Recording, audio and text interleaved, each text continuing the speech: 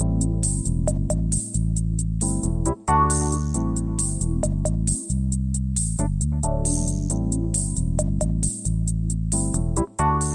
listening to the After the Show Movie Podcast from ascully.com, your weekly look at movies, video games, and more, brought to you by your hosts, A. Scully and Sid Talk. We're addicted to movies. Are you?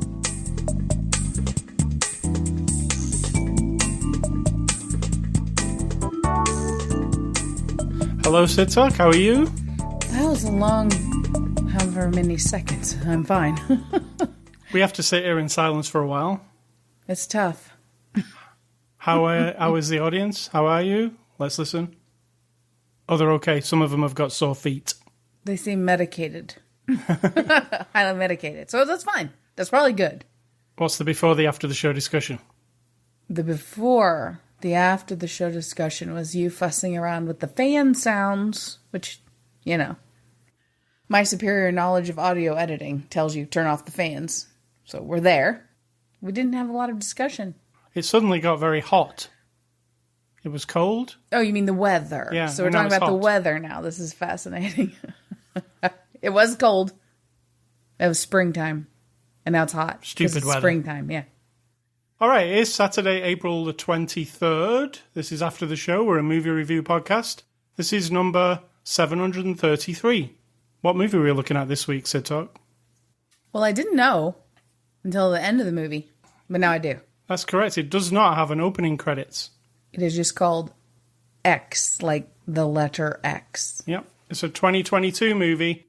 Releases on Blu-ray. I've put question mark, because I don't know when. But it's available on streaming right now. It's rated R. It's from our personal friends at A24. I'm a big fanboy of A24, I think. You are not friends with them. I've got a little connection to them. Psychic friend, maybe. In your mind, maybe? What's the synopsis, Sid Talk? It's like Texas Chainsaw Massacre, but not. It's like Texas Chainsaw Massacre, but with no chainsaw and no massacre? They're not in Texas. And no Texas. Maybe are we a massacre. Are we spoilering? Not right up the front here in the synopsis. Well, that's my synopsis. All right. A van full of people go to a place that's kind of like out in the middle of nowhere, and then bad things happen. That is Texas Chainsaw Massacre. It's also The Hills Have Eyes, and probably a lot of other 70s movies. Yeah. In 1979, a group of young filmmakers set out to make an adult film in rural Texas. See, it is Texas. Okay. But it's not Texas. You know what I'm saying? Yeah, it's New Zealand. But when their reclusive elderly hosts catch them in the act, the cast find themselves fighting for their lives. That is not accurate. That's not accurate hardly at all. So that's a good not spoiler. The box isn't even accurate about, like, the actual story. I think they're trying to throw you off the scent. Well, no, it says the elderly people find them doing a thing and then they fight for their lives. So, Right. But it's not really right, so mine was better. So A24's new film X, what did you think? I really enjoyed it, and I have to say, A24, our friends, if you're listening to this, in the almost all of my movie watching career, which has been since I was about 8 years old, I've watched a lot of movies. Watched a lot of movies back in the day I shouldn't have. So in my early years, let's say up till about age 16, I would have been affected by things, like, and want to cover my eyes. Well, yeah. Like overtly like avoid a thing that's happening on the screen. Then that kind of went away because you watch 10,000 movies and it kind of wears off. This movie, more than once, made me put my hand up, not in front of my eyes, but you all can imagine. I've got my hand in front of my forehead and it's just ready at any time. Not like I couldn't have just closed my eyes, but my visceral reaction to some of the scenes of this movie made me, like, get my hand ready to, like, clamp right over my eyes, like you would when you're terrified of something. It's not scary. No. It is almost indescribably uncomfortable. So there was that, and I love that. That's very stimulating. It gets me like, oh my gosh, a movie's done this. I'm excited about that. So I thank them for that. How this is framed, like you said, it's very much like Texas Chainsaw Massacre. They roll up in a van. Mm-hmm. There's some stuff, and then, you know. And they're kind of unlikable-ish. I mean, they're not super unlikable. I didn't dislike everybody. I think the idea was to make them just a little bit questionable, kind of. It's set up that way. Do you remember in the movie Scream that we watched the other week? They were going on about how, like, new horror is elevated horror. Mm-hmm. Now, I don't know if this is elevated horror just because it's got the A24 mark on it, because it is pretty standard horror, even though it might be at the extreme end of standard horror. I don't know if it's not artsy. It's not extreme gore compared to most. I mean, it's not gore so much as scenario. This whole scenario kind of makes you feel dirty and yeah. Right. And I reckon there are definitely some people who are walking out of the theatre on this movie. Oh, yeah, what were we watching? We were watching, was it House of a Thousand Corpses? It was The Devil's Rejects. The Devil's Rejects, and we got to the part in the hotel room where the guy puts the gun in the front of that one woman's underwear, and behind us, there was a couple down several seats away from us. There was only 3 sets of people. One couple had a small child, about a year-old, with them at The Devil's Rejects. Let's just reiterate this. Perfect. And this is the olden times when people used to go to the movie theater, just in case there are any youngsters out there, or you're listening to this 100 years in the future, in which case you're like, movie theater? What's that? And behind us was, I would say, an older couple, but they were probably my age now. They're in their 50s. 50-year-olds. They get to that scene, and the woman goes, "That's enough of that. I'm out." And they left. And that's what I imagine a couple of scenes in this movie would do to certain people. Yeah, it's a lot. I said, and I'm tough. I'm super tough. That's not a point of pride. It's just, I sometimes think I am almost anesthetized to horrible things, but this made me, ugh. It's not necessarily the gore either, like we said. No. It's more like no. It's not even the idea, because you're literally seeing what is happening. There is a scene involving a bed, and you know what I'm talking about. And it's extended almost. There's somebody under a bed. It's not even just that one. It's, and then you have to think. That's the scene I'm talking about that people might leave. Because they're like, what am I watching now? Yeah. It doesn't beat around the bush, let's say. You get that? I did. Yeah. I did.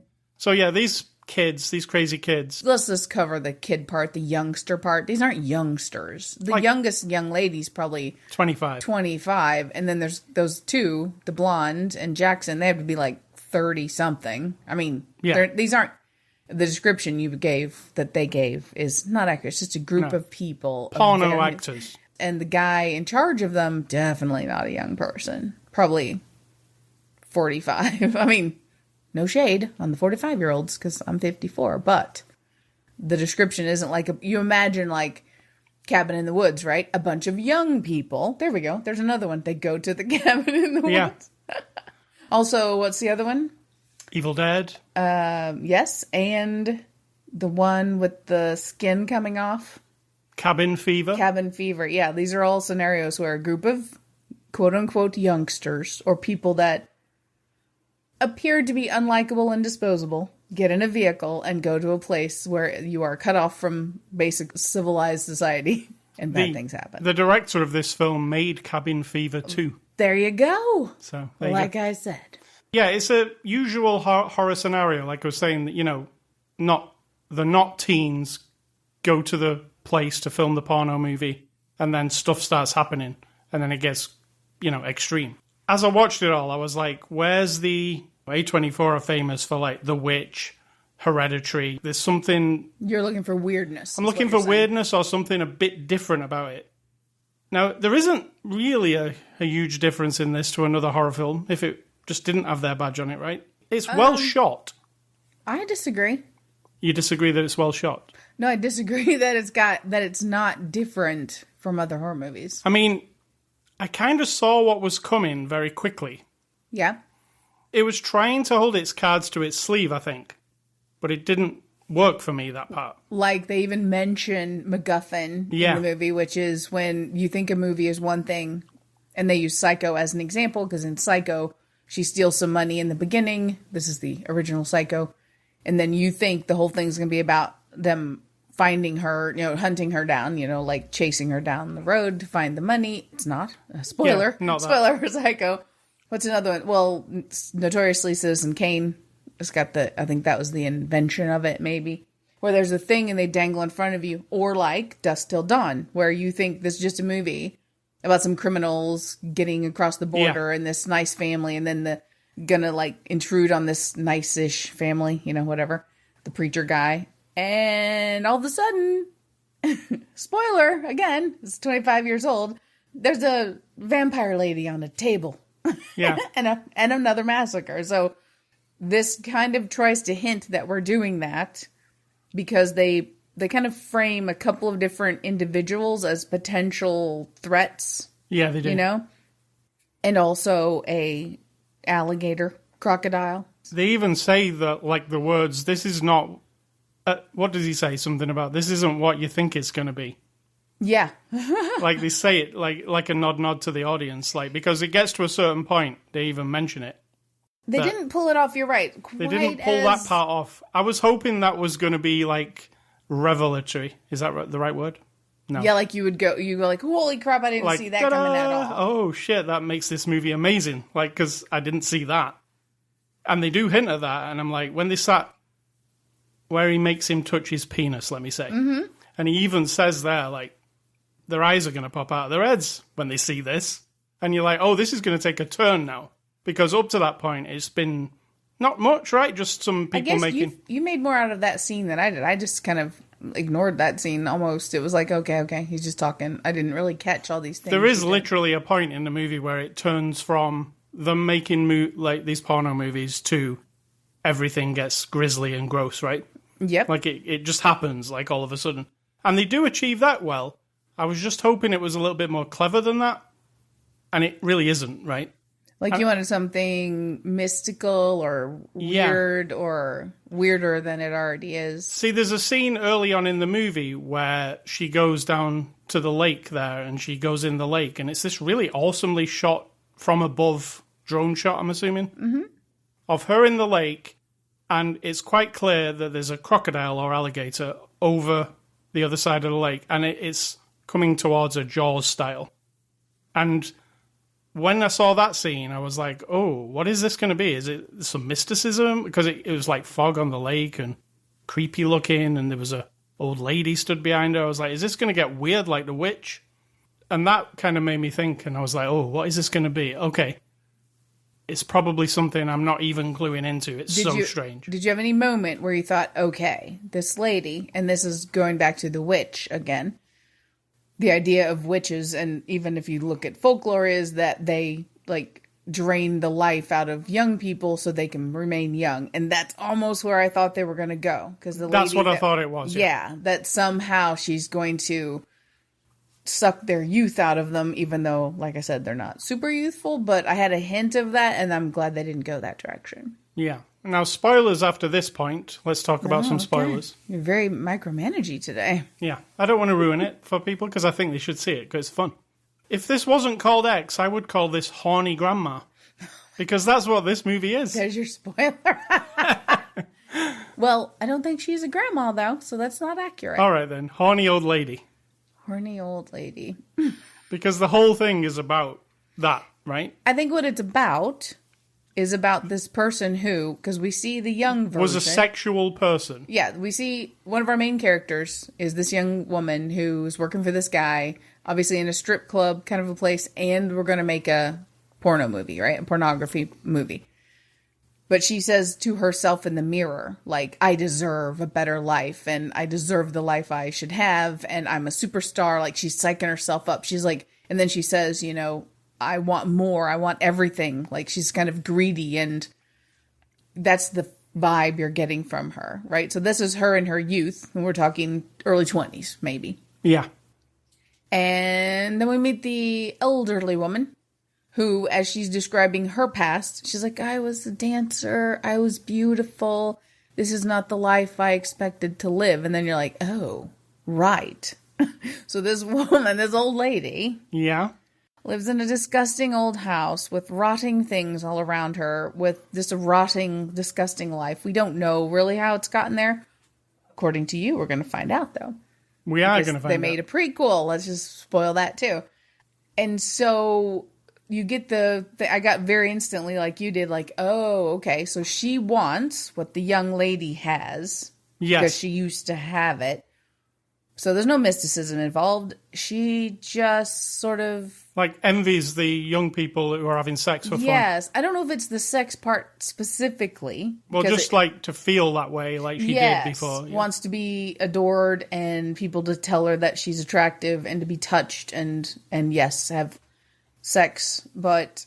now, the part of the movie that doesn't work for me in any way, shape, or form... in fact, there is a part that does not work for me. And the part is that the old lady is played by the same person who is our young lady. That is my only... in really bad old person makeup. I say that's my one of two things. Like, the thing about it not having the big ta-da moment and using a young woman to play a very elderly woman. How old would you think this lady was? Like 90 or more? Well, it's 1979. Yeah. And she was around for her husband or somebody to be in the Civil War. That was true. Okay, so that's 65 years before that. So if she was a very young woman. So 90. Right, and she looks close to 100, except they used Mia Goth, who plays the young version, as the old person, but from the get-go, when I see the old lady... They tried not to show her too much at the beginning, just like little glimpses. That. Yep. And that was fine until then all of a sudden they didn't do that anymore and they just showed her and I was like, oh, that's a young person in a mask. Because I thought you would be thinking, that X-Files episode with the really bad old makeup. Yes.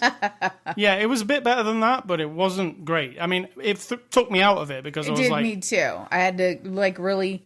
get my mind to be like, look, I like what's happening here. I have to tell my eyeballs to just get over it. Why don't you use a old lady as an actress? That would be more effective. Older lady. Huh? Let's say older lady. Old lady just sounds so rude, but right. We know. A 90-year-old actress. Why don't you use a 90-year-old actress? I understand, right? Because there is like this duality between these two people. Correct. They're not the same person, but they are the same person in a way, right? That is a similar mold, let's say. Correct.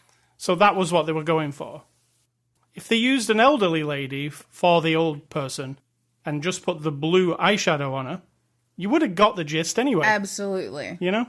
Absolutely. So I don't understand that part, and that, it just every time it happened, even the old man was obviously not as old a man as the man, right? I couldn't tell for sure sometimes, and then other times I'm like, oh yeah, he's not, but I wasn't 100% sure. The old man looked like he had a Halloween mask on to me. Yeah. Like, from the moment you see him, because you see the back of his head and he's got liver spots and stuff on his head, I was like, that looks like a Halloween mask. Like, he just pulled it on, you know?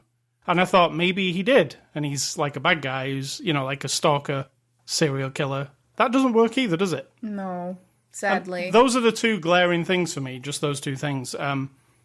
Now, it doesn't matter when the shit starts to go down, because... it's really visceral when the shit starts to go down. And I kind of forgot about them being that at that point. Yeah, I didn't, because I'm like, they're supposed to be old and they're doing this crazy shit, like dragging bodies around, and they're not going to be doing that. So I had to, again, I enjoyed the whole of it so much, and I can do this with some movies. And be like, okay, cut off that little part that's driving you crazy, set it over there, and save it for talking about later. And just pretend it's not bothering you. And I was okay.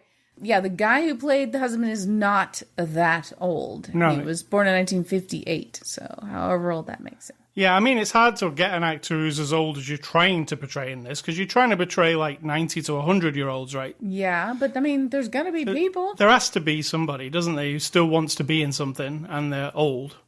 I mean, there has to be. Yeah. Maybe that's really difficult, and they made this during the pandemic, and maybe that was hard to do. Maybe that was what he wanted, but it's one thing that glares at me, and I was like, oh, rubber masks. No. But the rest of it, the kills, the gore, it's pretty extreme. The most extreme thing for me in this movie, right, is, you know, the younger girl who does the sound boom operator? When she's down in the basement and she comes up and she puts her hand out. Yes. It's like The Shining. She chops a hole in the door and puts her hand out to undo it. But as she goes to undo it, she gets hit on the hand, and it bends her finger right back and like a massive wound in her hand. I thought it chopped off one of her fingers. I think it might have done, but it looked so realistic. I was like, whoa, how did they do that? Like, it looks horrible. Even if you like frame by framed it, I was like, how did they do it? Like you see it all happen. It was one of those things I said, that's worse than Dr. Pimple Popper. It was pretty bad. And I can watch Dr. Pimple Popper all day long. For me, that was the worst gore part of the movie. But it gets way worse than that. It was just that looked very good. I mean, there's some knife-ins that are crazy. It was, yep. Maybe that's where it gets to elevated horror after the knife-in incident. Elevated horror is where you're not using horror like It Follows or something. That's elevated horror. Yeah, Suspiria. Yes, where it's like you don't actually know what the fuck is going on. Yeah. And maybe there's no graphic, horrific images at all, except for unsettling, unnerving things. Because there are parts in this movie, for instance, there's a kill with a knife and a neck. And then there's a small dance sequence that happens. Yeah, because she's psychotic. Yeah, but it's done in this, the music kind of wells down and like everything goes away and this weird like ballet kind of music comes up and she does a little dance. What I was thinking, here's what I thought. She's doing that dance, and then as we find out later, these aren't the only people that these two old people, something else. But yeah, if you're averse to old people sex, it gets pretty graphic in the old people sex. And here's the deal. Why should we be averse to that? Because they explicitly show us a scene. Yeah. With two younger people kissing and making out, and then the sex scenes from the porno, not like explicit, but, softcore porn, what we're seeing. And you're either acclimated to that, you accept that, and then all of a sudden this very elderly woman starts to do the thing, and you're like, oh, no. Now, does that make us terrible people? It's something, isn't it? It makes you think. Yes. That's a good thing. I mean, feel like that was the main point of the movie. How's this acceptable? How can you look at this and think it's great, but can't look at this one here? Oh, I see what you're saying, yeah. Which is the same thing, just older. That is grotesque, and that is not. I think that was the main point of the thing. Well, also the point of the old lady losing her youth and always wanting it back. And if we examine it very closely, I think she was always a serial killer. Yes. That's not a thing that's talked about or anything, but she seems pretty good at it, and he's good at hiding all the bodies, and he says we have to take care of this one just like all the others. Yeah, he's basically her accomplice, like he's doing it for her. Just wants to keep her happy, like he says. He's always loved her. She's the most beautiful woman in the world. Okay, here's a spoiler alert for your life. This is not required to keep me happy. What, like killing people and putting them in the basement? None of it. None of it. None of that. Now, the way this film's made, I really liked, because they really use like a 70s style, grindhouse type. There's a really cool shot at the beginning, which is, it's almost like cheating, but it's one of my favorite shots. I always mention it. You never notice it. But you did notice it in this respect. The camera is sat inside the barn, and it's looking out. You don't know that, though. What you see is a 4x3, which is a square. Yeah. You don't know, no. But the reason it's a 4-3 square is because it's in the barn, and as the camera moves out of the barn slowly on the track, the shot opens up. But it's like a cheat way of doing it, not like a digital way of doing it. You say that I wouldn't normally notice it. I also was not noticing it until you said it. Ah. Yeah, I wouldn't have known. I would have just been like, whatever. Well, it's an aspect ratio change, but it's a practical version of it. So if you're a film fan, you might like that. It did something for me. I was like, yes, that's the way to start a movie. But most of you will go, what? Including you. Yeah, exactly. But yeah, the style of it is pure 70s. It's grungy. It makes you feel like you need a wash a lot of the time. The place is gross. I mean, ugh. There's a musical number, let's say, in the middle of the movie, right? Where they play Landslide by Fleetwood Mac. And one of the actresses sings it really well, I thought. Yeah. And she sings it. They're in, in the barn? No, they're in like a guest house. In the guest house. And they're just having fun and eating the dinner and stuff. And he plays the guitar and she starts singing that song. And then, as she's singing it, it does this split screen which shows the young people and this old person over here who's unhappy. And the lyrics of the song totally fit what is happening. And I was like, Stevie Nicks, I bet she never thought that this song could work in this. We get older, and it goes over to the old lady, and you're like, oh, it's really kind of effective. I was like, it's really sad, really, really sad. Very sad, very effective. And that was a thing that was unexpected for me. Like, I was like, whoa, this moment's kind of awesome. There you go. That's the elevated part. That wouldn't happen in a regular horror movie. I mean, I don't know. We'd have to watch them all again. It was kind of artsy in some way. It was like, I was like, wow, it's that thing that I love where a piece of music and what is happening on the screen kind of merges together, even though they're kind of unrelated. So I enjoyed that. That was my favorite part. That was your favorite part? It was, yes, actually. I also liked it when the old people were in bed together. Oh my God. Please don't tell me that. What I said before about trying to keep me happy, that's one thing. Don't tell me that. Like, all I could think of with the old man's butt sticking up was Johnny Knoxville in Bad Grandpa. That's all I could think of. Oh, yeah. Because that old guy looked like Johnny Knoxville in old man makeup.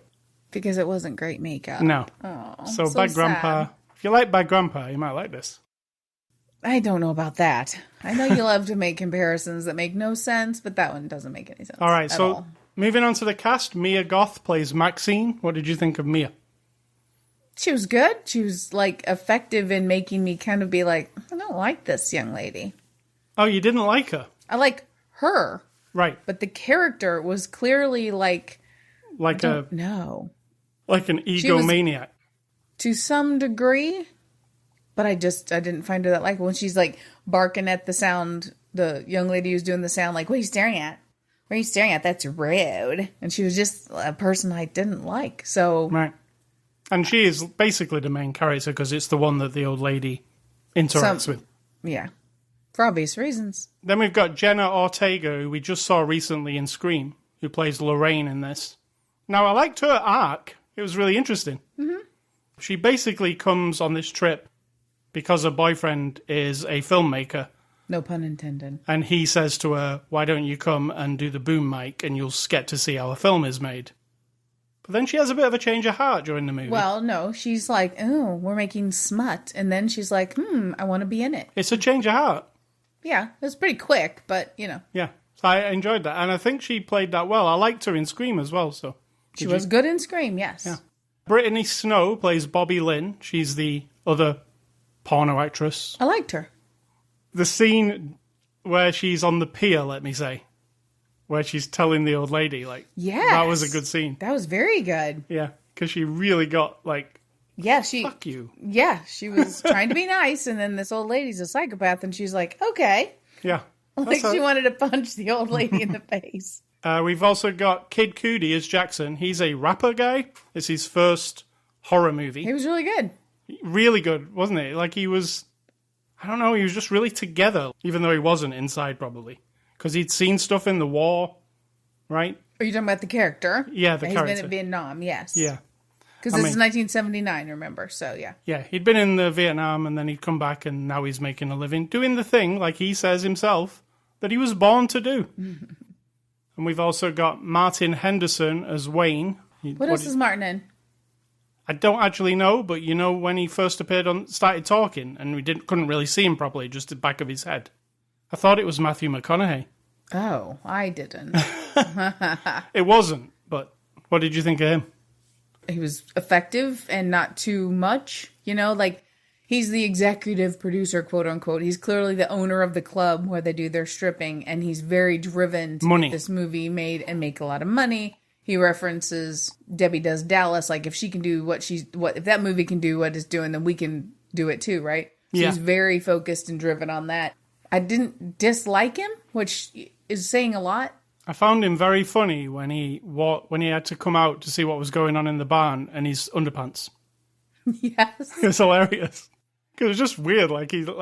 People don't get dressed much in this movie when there's something bad going on. They just come out naked or in their underpants. It's like trying to combine titillation through titillation and titillation through gore. But it's also kind of funny sometimes. Kid Cudi, the Jackson guy, comes to the door and he's in silhouette, but you can actually see his penis hanging down. He's completely naked. And he's talking to the old guy. I'm like, that's just a really cool touch because these people are porn people. They don't care about being dressed. They're comfortable, right? That's a reasonable characterization. Comfortable. But in this movie, you see people slowly get less dressed. So she goes out in her pajamas, the guy comes out in his underwear, and then this guy comes out naked. That's how I kind of saw it, like, slowly making them more and more vulnerable. It's funny in a way. The guy you were just talking about, Wayne, was also in Strangers Pray at Night. Oh, yeah. As Mike. I kind of like that movie. Which character that was, but... And then we've got Owen Campbell as RJ. He's the filmmaker, quote unquote. Well, he is a filmmaker. What did you think of RJ? He was good because he's not... He's the little kind of nerdy filmmaker, cinematographer, director who wants to elevate. He's like, you can make a dirty movie into a good movie, So that's his whole aim. Focused on that, like, completely. Yeah, I liked him. Stephen Ure plays Howard, the old guy. I don't know about that. It kind of made me uncomfortable, but is that the way it was supposed to be? I mean, it was. They put so much prosthetic on those two people with the teeth and the mouth and the jaw and the jowls, and it was hard for you to sometimes grasp like what they're trying to say, It's basically like Jason walking up with his mask on. Put him at a disadvantage. So this is directed by Ty West. He did The House of the Devil, which we did see, The Innkeepers, some segments from the VHS movies, Cabin Fever 2, episodes of Wayward Pines, which we did see, and many episodes of The Exorcist TV show, which I really loved. You did. So what do you think of Ty West directing here? I feel like it's pretty unbranded, if you know what I'm saying. Other than the editing has more personality, I think, than the directing, just because of the way it looks and all that stuff, right? It's got the vibe, it's got the set. I mean, you don't have to do much. You're out in a farmhouse. Yeah. The directing is tense and all that, like with long shots of people walking, but it's really the editing. So if he had anything to do with the editing and directing the editing, then that, I think, is where the kind of personality of the film comes out. I enjoyed all the different references to different horror movies, if you look closely. Quite a few of them as well. Just have to really look as you're watching. Sometimes I like that, and sometimes I think that's super boring. Because, like, why? You're making a movie. Don't you want to be the movie that another movie imitates instead of you imitating all the other movies? This movie doesn't even hide it, because they literally talk about Psycho and then have the camera pointing down in the shower in the next scene. And you're like, okay. No, they didn't. Yeah, they did. There was no camera pointing in the hole of the sink. Yeah, camera pointing down in the shower. No, it wasn't at the drain, though. It was just not at the drain, pointing down from above, like so you can see above him. It was literally a shot from Psycho. I'm saying they don't hide. They don't hide the Shining shot with the door and the axe. Not hidden, really. It's right out there. Right, and I just think, I get it. If you're a film geek kind of person and you want to be semi-cool and have people hunting for Easter eggs in your movie, then again... why, right? Other than more titillation of the horror movie Which is people. perfect for this movie. I mean, it is, but also just do your own thing. So reviews are you reading reviews off IMDb, and they have 1 star, and you think it's hilarious that people take the time of their life to write a 1-star review, and usually it's like, this is a waste of an hour and a half of my life, or this is the worst movie, it should never have been made. All right. First guy says, insufferable characters, non-existent plot, and terrible soundtrack. Absolutely no point to this movie. No point. Ba-bing. There's one of the standards. Drink. Number 2 says, unbelievable stupid movie. Very gross and totally not realistic. Bad makeup. Don't waste your time. The high score is trolling. Very poor scenario. Unrealistic is hilarious. Like, what movies are you watching that get your stamp of approval as being realistic? That's all I want to know. Just give me that. I want to contact this person directly and say, give me a list of 10 movies that are in the horror genre that are totally based in reality. And number 3 says, I have seen a lot of A24's horror movies. A24 has become synonymous with great movies in the horror genre, and I had my hopes set high thinking this would be the best one of the lot. It is an utter disappointment to see that the first 50 minutes or so are just a handbook on how to make a porno in the 70s instead of character building. The slasher part of it was taken directly from 80s movies, and we've seen it all before. The twist that A24 incorporates into their movies this time is very predictable and adds no greater value to the story. Well, you can't totally disagree with that. No. I feel like if you expect a certain thing from A24, they shouldn't just give you what you expect. Like M. Night Shyamalan. Yes. I feel like A24 should just go with what they do. Like, if it doesn't live up to people's things, then that's not the movie for you, right? You know, that kind of thing. Yeah, but once you've seen it, you've wasted 2 hours of your life. Oh, God. So, in conclusion, I am going to give the movie X a 7 out of 10. I thought you were saying you're giving it an X, which is 10, right? Yes, but is no, X 10? 7. X is a 10 in Roman numerals. Exactly. That's what I'm like, you can't give it a 10. It's not a 10. 7. Yeah, I know. I get it now. And I'm giving it a 7 as well. Thank you to A24. Next week, we're looking at another A24 movie. It's called Red Rocket. And it is the next movie by the guy who made The Florida Project. Remember that one? Yep. Very good. So, movie recommendations. I'm going on the tone of this movie. So I'm going to give you Boogie Nights, which is obviously about the porn industry. And my other one is a movie that had me a goth in it, and it's Suspiria, the remake, which was pretty awesome, I have to say. Well, that's subjective. And my recommendations are going back to the 1990s, all of 2022. That's where we're going. And this 5 movies are all from 1992, and some of them have some interesting quotes. Unforgiven with Clint Eastwood has well, we've all got it coming, right? I like that line. The Last of the Mohicans, I will find you. Army of Darkness. Do you have any from Army of Darkness? This is my boomstick. Oh, there's one for you. Yes. A Few Good Men. You can't handle the truth. Toys, which I don't think has a good, interesting quote, but Toys is a very fascinating movie. It's kind of ahead of its time. Do you remember it? Robin Williams. Yeah, I do actually. Cusack's sister, and it's like a toy factory where now, like, the government wants to come and use the toy factory to make war toys and robots or whatever. Yep. And he's trying to stop them, and the whole time, well, I won't spoil it for you, but it's fascinating. It's a little ahead of its time, I think. It's a little weird. Yeah. But, And then also The Mighty Ducks, which is just a fun... I just read a bunch of quotes and it just brought it all flushing back to me like, yeah, that's a fun little movie. There's actually a TV show of The Mighty Ducks that's new. Like, out now. New? Okay. Yeah, on Disney, like a brand new one that just came out. So, Ace Scully stuff this week. I've been playing this game called Godlike Burger. Do you know this game, Sitok? I don't. All right, get a load of this one. Do you remember those like time management games where you'd run like a burger store? They used to be on mobile games. I don't, but you know what I'm saying? Like Flo, and she served burgers, and you had to the customers come up and they order, and you have to get all the stuff together and run about. And... I mean, I've only ever played one of those games, and it was on the computer. All right, so those games, this is a twist on those games, right? It's called Godlike Burger. You're a dude who travels around the galaxy, with your little burger restaurant. And your aim, seems to me, I've not finished the game, but the whole aim of the game is to get rid of these terrible aliens who are causing terror and mayhem all across the universe via the power of owning a burger truck / burger restaurant. So it starts off and you're a little dude, you're just a regular dude, you're in the restaurant, and the first few levels are like, oh, here come some people. They want a burger, they want a shake, and tells you how to serve them all. But then it gets a bit darker. Because it says, your mission here is not just to serve these delicious burgers. It's to get rid of these assholes who keep coming in, these aliens, into the burger bar. So you've got to devise interesting ways of killing everybody, but also feeding them at the same time.